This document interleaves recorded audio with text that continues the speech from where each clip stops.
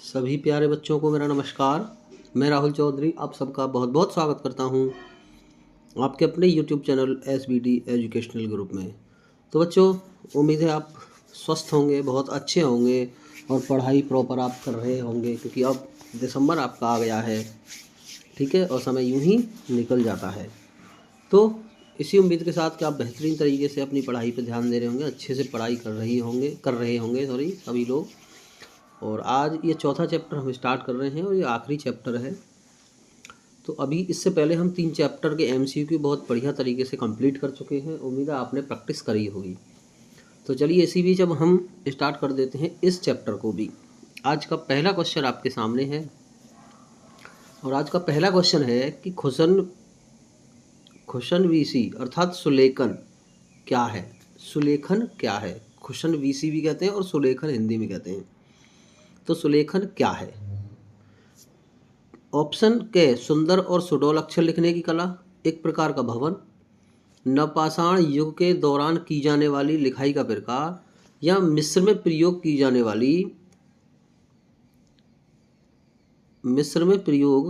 जाने वाली लिखाई का प्रकार। तो ये क्या है? सुलेखन किसे कहते हैं? तो सुलेखन होती है सुंदर और सुडौल अक्षर लिखने की कला।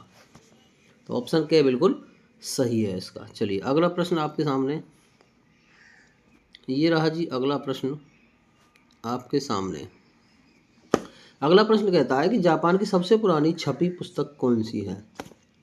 जापान की सबसे पुरानी छपी पुस्तक कौन सी है, यानी सबसे पुरानी जो छपी थी, ठीक है, तो वो कौन सी हो जाएगी? क्या बाइबल है, या महाभारत है, यूकियो, या डायमंड सूत्र है? तो बाइबल और महाभारत तो है नहीं, महाभारत तो भारत की है, ठीक है। तो चलिए इसका आंसर हो जाएगा बच्चों खे आंसर बिल्कुल सही होगा इसका, डायमंड सूत्र। ये कहाँ की पुस्तक है? जापान की सबसे पुरानी छपी हुई।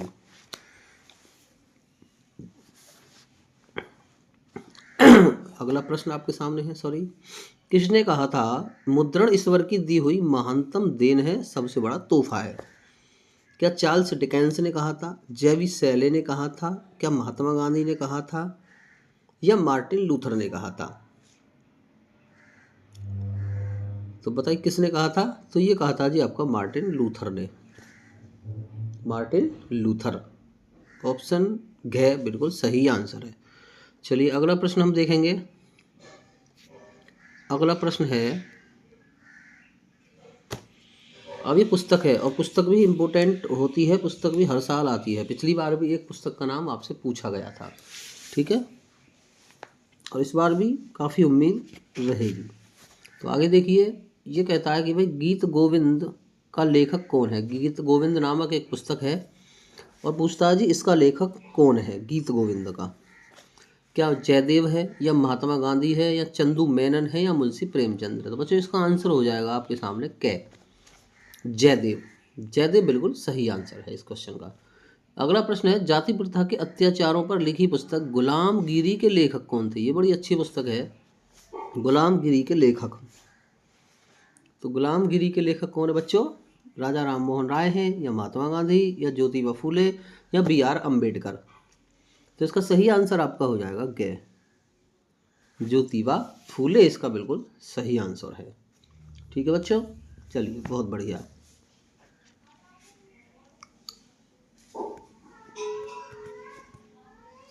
अगला प्रश्न क्वेश्चन नंबर 6 इधर है और इधर देखेंगे थोड़ा सा। चलो भाई, ये है आपका अगला प्रश्न। अगला प्रश्न है, निम्न में से कौन कैथोलिक चर्च के विरुद्ध था? कैथोलिक चर्च के विरुद्ध था? मार्टिन लूथर, या गुटेनबर्ग, या जयदेव, या जॉन आंगस्टीन? तो इनमें से कौन था? तो ऑप्शन नंबर, इस क्वेश्चन का आंसर हो जाएगा option number Martin Luther. Martin Luther, option number यानी फर्स्ट मार्टिन लूथर बिल्कुल सही आंसर है। चलो अगला प्रश्न आपके सामने है, ये बहुत बढ़िया प्रश्न है, ये भी चित्र का प्रश्न है, तो ऐसा भी आ जाता है। इसमें कहा है, नीचे दिए चित्र को देखें, इस छवि को दिखाए गए वरिष्ठ साहित्यकार का नाम पहचानें और सही विकल्प का चयन करें। यानी एक साहित्यकार है ये जो फोटो दिया है, अब कौन से साहित्यकार हैं वो आपके सामने 4 ऑप्शन है। क्या राजा राम मोहन राय हैं? नहीं है। क्या राज रवि वर्मा हैं? नहीं है। क्या लक्ष्मी बेजबरुआ हैं या गंगाधर भट्टाचार्य हैं? तो बच्चों इसका आंसर हो जाएगा ग, लक्ष्मीनाथ बेजबरुआ। बिल्कुल सही आंसर है आपके सामने। चलो अगला प्रश्न आपके सामने, ये रहा अगला प्रश्न। मुद्रण के तकनीक के प्रारंभिक प्रकार के लिए निम्नलिखित में से कौन सा सही है? यानी सबसे शुरुआत में जो मुद्रण तकनीक है वो कहाँ पर आई? ठीक है,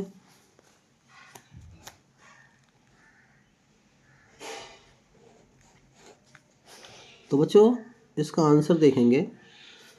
फर्स्ट और सेकंड दो कथन है। मुद्रण तकनीक के प्रारंभिक प्रकार का विकास चीन, जापान और कोरिया में हो। बिल्कुल सही बात है, ये एकदम परफेक्ट बात है। शुरुआत में मुद्रण की जो स्टार्ट हुई थी वो बिल्कुल चीन में हुई थी, ठीक है, जापान और कोरिया में हुई थी सबसे पहले। ठीक है जी। दूसरा, एक लंबे समय तक मुद्रण सामग्री का प्रमुख उत्पादक चीनी राजतंत्र था। ये भी बिल्कुल सही बात है। तो दोनों बात ठीक है, तो ऑप्शन हो जाएगा जी फर्स्ट और सेकंड दोनों ऑप्शन ग। गे लिखा, खे लिखा हुआ वहाँ भी, ये ऑप्शन ग है बच्चों। ठीक है, ग। चलिए अगला प्रश्न आपके सामने, ये रहा अगला प्रश्न। चीरी डैश डैश डैश 768-770 ईस्वी के आसपास छपाई की तकनीक लेकर जापान आए। तो कौन जापान, कौन सा चीनी जापान ये लेकर आया था, मतलब ये नाम हमें बताना है, यानी कौन आए थे। ठीक है, तो व्यापारी, हमलावर, बौद्ध प्रचारक या मिशनरी, या मिशनरी, या मिशनरी। तो आपको बताया उस समय बौद्ध प्रचारक और व्यापारी लोग ही सबसे ज़्यादा जाते थे, है ना, और मिशनरी भी से। लेकिन इसका आंसर है बौद्ध प्रचारक, बौद्ध प्रचारक। चलिए इसका आंसर हो गया बौद्ध प्रचारक ग। अगला प्रश्न आपके सामने, अगला प्रश्न बच्चों, अगला प्रश्न आपके सामने है। निम्नलिखित में से कौन सा कारण सत्य है? ये सत्य असत्य सही गलत पे भी आपको बहुत बेहतरीन तरीके से ध्यान देना है। तो नकल उतारना बेहद खर्चीला, समय साध्य और श्रम साध्य था। पांडुलिपियां अक्सर नाजुक होती थीं, उनके लाने ले जाने रख रखाव में तमाम मुश्किलें थीं। तो ये क्वेश्चन आपसे पूछा है।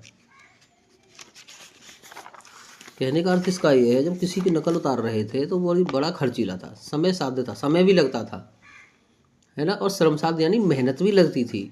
यूं ही अगर बनाने लगे नकल देख के तो उसमें तो बहुत समय लगेगा। अब एक फोटो कॉपी करने लगो, सेकंड में हो जाएगा, है ना। तो दूसरा है पांडुलिपियां अक्सर नाजुक होती थी, उनके लाने ले जाने रख रखाव में तमाम मुश्किलें थी। तो ये दोनों बात सत्य हैं, क्योंकि पांडुलिपियों पर क्या था कि जो ताम्र पात्र थे उन पर लिखा जाता था। चलिए ये इसका क्वेश्चन का आंसर आपका हो जाएगा बच्चों, फर्स्ट और सेकंड दोनों बात ठीक हैं। अगला प्रश्न देखेंगे हम।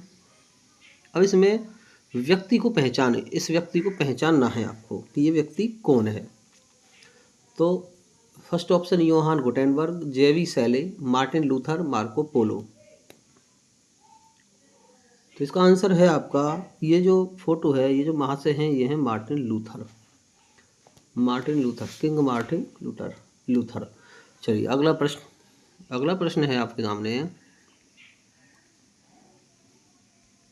अगला प्रश्न बच्चों, अगला प्रश्न है, देखते हैं अगला प्रश्न। चलिए अगला प्रश्न, 16वीं शताब्दी के मध्य में प्रिंटिंग प्रेस के साथ सबसे पहले गोवा में आई थी। यानी गोवा में, भारत की बात अब यहाँ पे आई है कि भारत में सबसे पहले प्रिंटिंग प्रेस को कौन लेके आया था। तो 1600 ईस्वी में सबसे पहले गोवा में प्रिंटिंग प्रेस को ले जाने का श्रेय जाता है बच्चों पुर्तगाली प्रचारक जो थे, पुर्तगाल से जो लोग आए थे वो सबसे पहले गोवा में आए थे भारत में। ठीक है, चलिए बहुत बढ़िया। अगला प्रश्न है, ने बंगाल गजट नामक एक साप्ताहिक पत्रिका का संपादन शुरू किया। जिसने खुद को यूं परिभाषित किया, हर किसी के लिए खुली एक व्यावसायिक पत्रिका जो किसी के प्रभाव में नहीं है। तो ये थे आपके, योहान गुटेनबर्ग भी नहीं थे, जेबी सेले नहीं, मार्टिन लूथर नहीं। तो इसका आंसर हो जाएगा आपका जेम्स ऑगस्ट हिक्की। इन्होंने एक पत्रिका ये लिखी थी, बंगाल गजट नामक। इसका साप्ताहिक पत्रिका का संपादन शुरू किया था सबसे पहले। चलिए अगला क्वेश्चन है, अगला क्वेश्चन इधर है। अब ये क्वेश्चन थोड़ा सा अलग पूछा है कि भाई ये चित्र किसने बनाया। ये जो आप चित्र देख रहे हैं ये किसने बनाया? राजा ऋतुध्वज ने, राजा रवि वर्मा ने,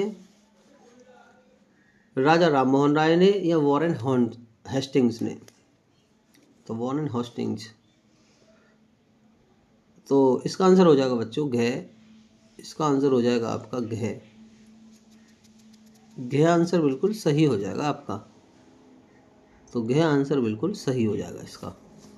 ठीक है, चलिए अगला प्रश्न देखते हैं। ये लो अगला प्रश्न आपके सामने ये रहा।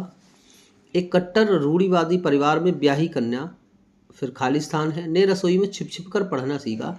बाद में जाकर उन्होंने आभार जीवन नामक आत्मकथा लिखी। लेखिका को पहचाने। तो इनमें से कौन वो लेखिका है कि भाई रसोई में छिप छिप कर वो पढ़ती थी? ठीक है, यानी पढ़ने पे पाबंदी थी, पढ़ने नहीं देते थे। ठीक है, तो ये कौन है? बेगम रोकैया शेखावत हुसैन। इस क्वेश्चन का बिल्कुल सही आंसर है। तो ये थी बेगम रोकैया शेखावत हुसैन, जिन्होंने छुप छुप कर अपनी पढ़ाई की थी और बाद में एक नामक आत्मकथा लिखी थी, आभार जीवन नामक। चलिए अगला प्रश्न। नारी शिक्षा के विरोधी कहते हैं कि इससे महिलाओं उद्दंड हो जाएंगी। छी, ये खुद को मुसलमान बताते हैं और इस्लाम द्वारा औरतों को बराबरी की तालीम का हक देने के बुनियादी उसूलों के खिलाफ जाते हैं। ये शब्द किसने कहे? ये शब्द किसने कहे? तो आपको पता है भाई, जो इंसान परेशान रहेगा, है ना। अभी आपने देखा वो छुप छुप के पढ़ती थी, बेगम रोकैया शेखावत, तो उन्होंने ही ये शब्द बोले थे, है ना। पढ़ने नहीं दिया जाता था। चलिए अगला प्रश्न आपके सामने। अगला प्रश्न है, वर्नाक्यूलर प्रेस एक्ट के निम्नलिखित में से कौन सा सत्य है? यानी एक एक्ट आया था वर्नाक्यूलर प्रेस से संबंधित था, छापखाने से, और ये 1878 में बच्चों आया था। किस में आया था ये वाला? 1878 में आया था सर, 1878 में ये आया था। ठीक है जी, बिल्कुल ठीक है सर। चलो फिर इसमें क्या है? यह आयरिश प्रेस कानून के तर्ज पर लागू किया। सेकंड है, इससे सरकार को भाषाई प्रेम में छपी रपट और संपादकीय को सेंसर करने का हक मिल गया। सेंसर करने का हक मिल गया। तो इसका आंसर क्या हो जाएगा? क्या ये दोनों बात ठीक है? जी बिल्कुल बच्चों, ये दोनों ही बात आपकी ठीक है। फर्स्ट सेकंड दोनों कहाँ है? गे में। गे आंसर बिल्कुल सही हो जाएगा, गे वाला आंसर जो है। चलिए अगला प्रश्न देखते हैं। अगला प्रश्न है आपके सामने।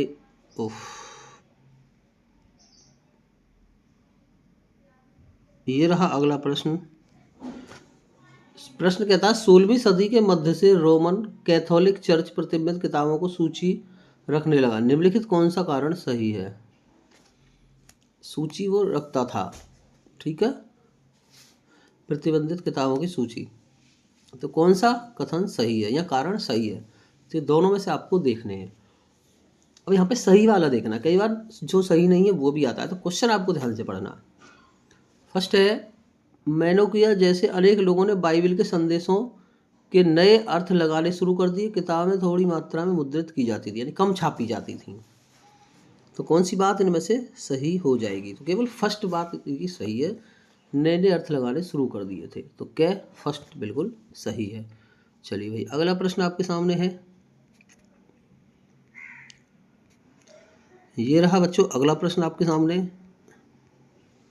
अगला प्रश्न कहता है कि मुद्रण तकनीक के लिए निम्नलिखित में से कौन सा सही है? कौन सा सही है? अब इसमें सही वाला पूछा है। मुद्रण की सबसे पहली तकनीक चीन, जापान और कोरिया में विकसित हुई। बिल्कुल सही बात तो है। एक लंबे अरसे तक मुद्रित सामयिक का सबसे बड़ा उत्पादक चीनी राजतंत्र था। ये भी बिल्कुल ठीक बात है, ये भी बिल्कुल ठीक है। तो फर्स्ट सेकंड दोनों, ये शायद दोबारा क्वेश्चन रिपीट हो गया है, कोई बात नहीं। चलिए देखें अगला प्रश्न आपके सामने। अगला प्रश्न आपके सामने बेटा ये रहा, ये मैच करने के लिए है। ये थोड़ा सा मैचिंग का क्वेश्चन थोड़ा सा अलग है ना। क्या अलग है इसमें देखेंगे। निम्नलिखित में से किसका मिलान सही है, इन तीनों में से सही मिलान आपको देखने हैं, ठीक है। अब देखो ऑप्शन आप पढ़िए, तो तीनों का तो कहीं भी ऑप्शन में हमें सही नहीं दे रखा है मिलान, या तो एक का ठीक है या दो का ठीक है, ठीक है, या एक का भी ठीक नहीं है। तो ऑप्शन के हिसाब से हमें देखना है। तो कॉलम के में फर्स्ट है जीक जी, जीक जी। और जीक जी का संबंध बच्चों किससे हो सकता है, ठीक है। जीक जी का संबंध क्या कोरिया से है, यही तो हमें पता लगाना है। यूकियो का जापान से है, योहान गुटेनबर्ग का चीन से है।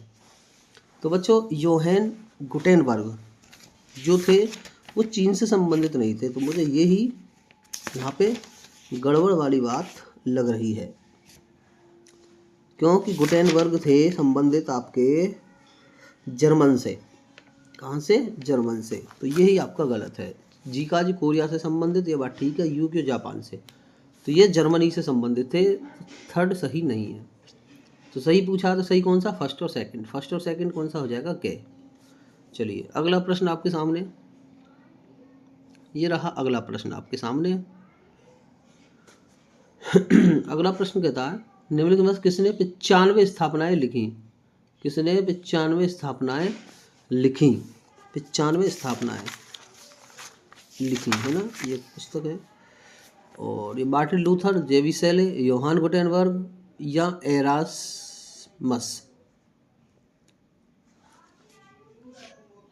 तो इसका आंसर हो जाएगा मार्टिन लूथर। क्या हो जाएगा, मार्टिन लूथर। मार्टिन लूथर बहुत छाए हुए हैं इसमें। चलिए अगला प्रश्न आपके सामने,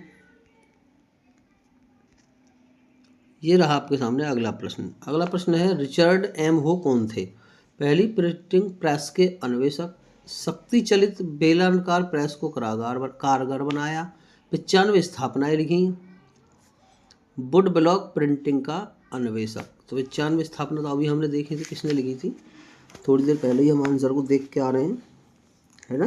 तो वो मार्टिन लूथर ने लिखी थी। चलिए तो इसका आंसर हो जाएगा ख वाला सही। रिचर्ड एम कौन थे, शक्ति चलित बेलनाकार प्रेस को कारगर बनाया इन्होंने। चलिए निम्नलिखित में से कौन सा पहला भारतीय समाचार पत्र था,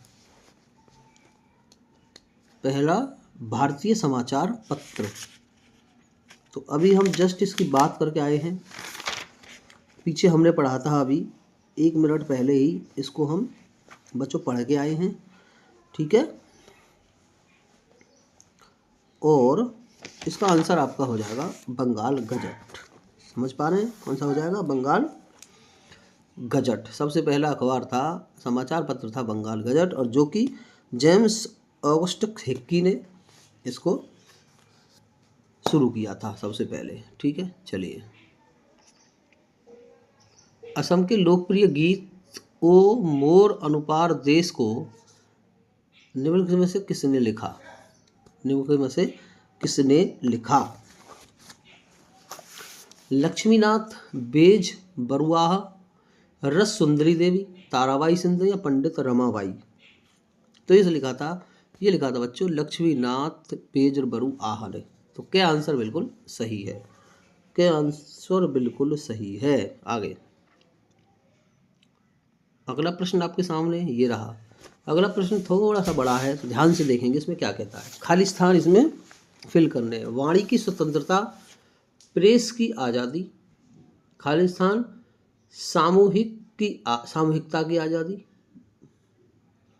भारत सरकार अब जनमत को व्यक्त करने और बनाने के इन 3 ताकतवर औजारों को दबाने की कोशिश कर रही है। स्वराज, खिलाफत की लड़ाई, सबसे पहले तो इन संकटग्रस्त आज़ादियों की लड़ाई है।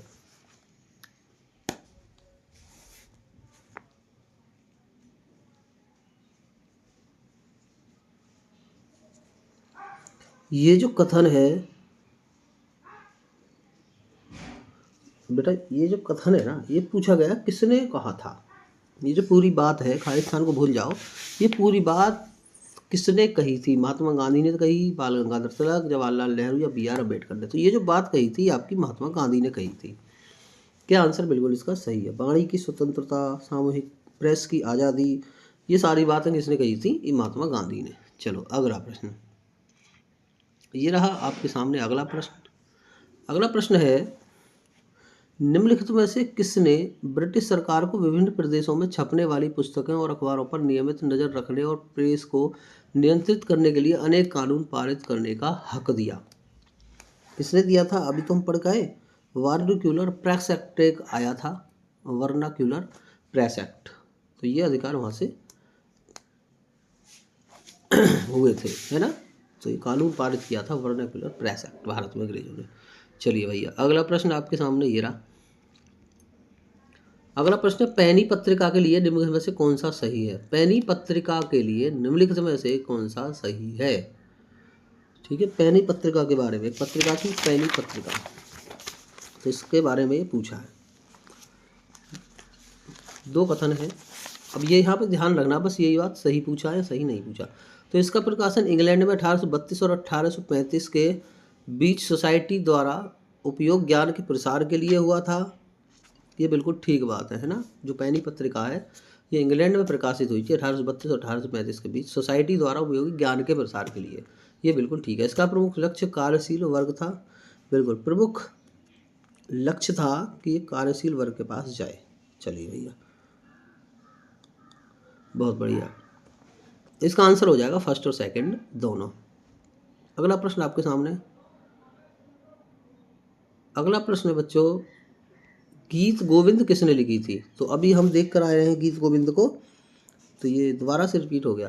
तो ये जयदेव ने लिखी थी गीत गोविंद। ठीक है जी, बहुत बढ़िया।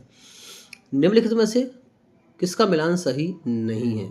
तो सिर्फ मिलान सही किसका नहीं है वो देखना। ये प्रश्न पिछली बार आया था, ठीक है, कई सेटों में पूरा आया था और एक सेट में पूछा था संवाद कौमुदी। संवाद कौमुदी के लेखक कौन है? तो ये प्रश्न आपसे पूछा था वहां पे।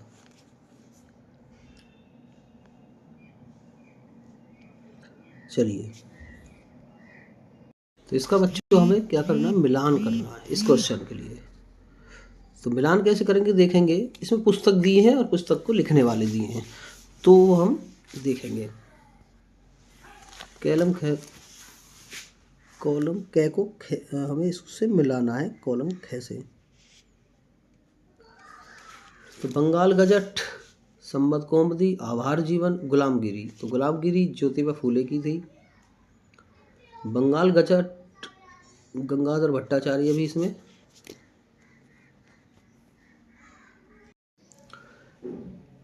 और आभार जीवन पंडिता रमाबाई, गुलामगिरी ज्योतिबा फूले। तो बच्चों इसमें पंडित रमाबाई तो है नहीं, गे वाला तो इसमें है नहीं, गुलामगिरी ज्योतिबा फूले ने लिखी थी बिल्कुल। बंगाल गजट संवाद कौमुदी राजा राममोहन राय ने। बंगाल गजट हम अभी बता रहे थे सबसे पहले किसने लिखी थी, है ना।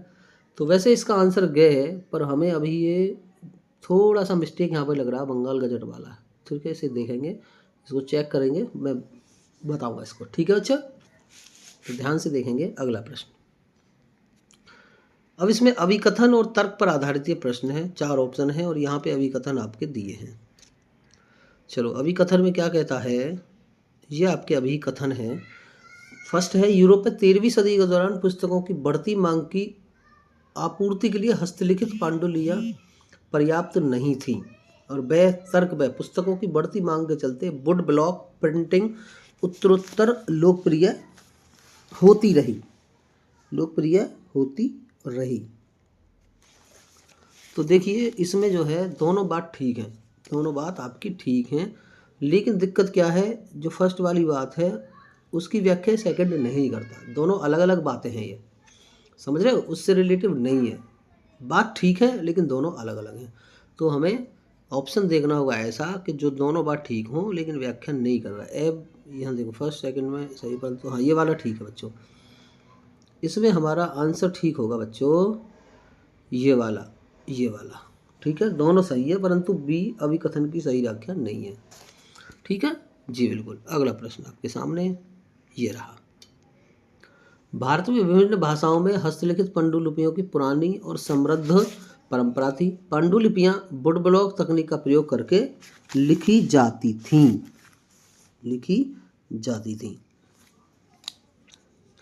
तो पहला तो इसमें सही है, दूसरा इसका ये बात गलत है। पहली बात बिल्कुल ठीक है, भाषाओं में हस्तलिखित पांडुलिपि पुरानी समृद्ध परंपरा थी, तो ए ठीक है, ये गलत है। तो ऑप्शन हम देख लेंगे जिसमें एक ठीक हो, ए सही परंतु बी गलत लिखा तो है।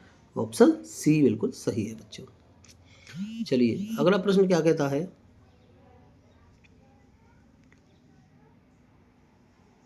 अगला प्रश्न है,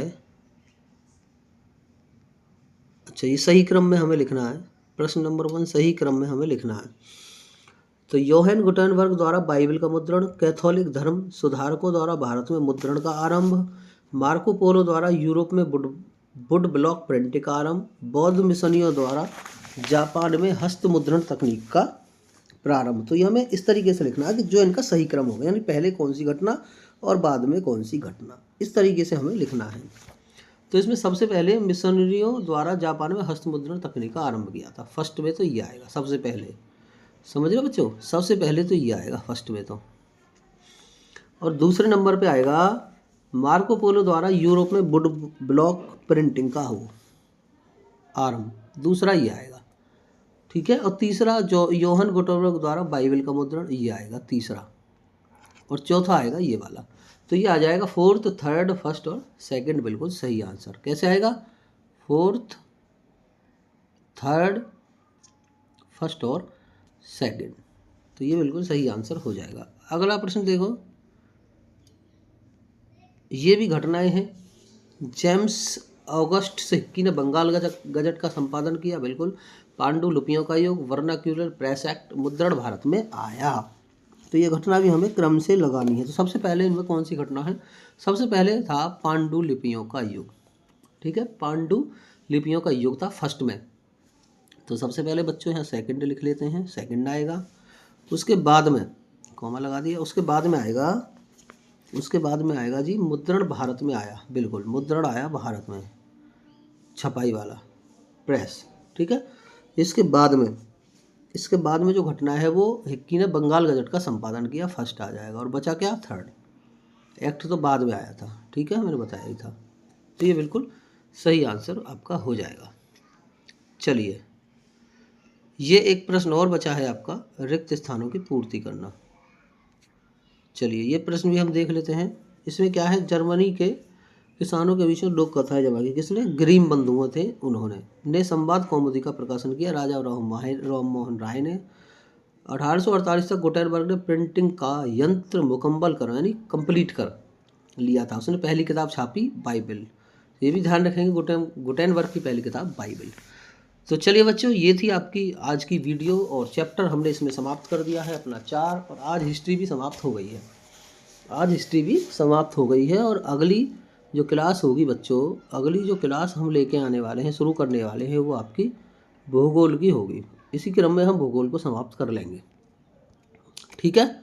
इसी क्रम में हम भूगोल को समाप्त कर लेंगे बच्चों।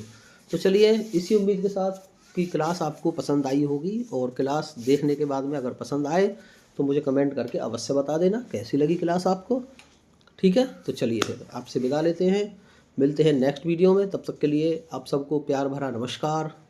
जय हिंद, जय भारत, बहुत बहुत धन्यवाद।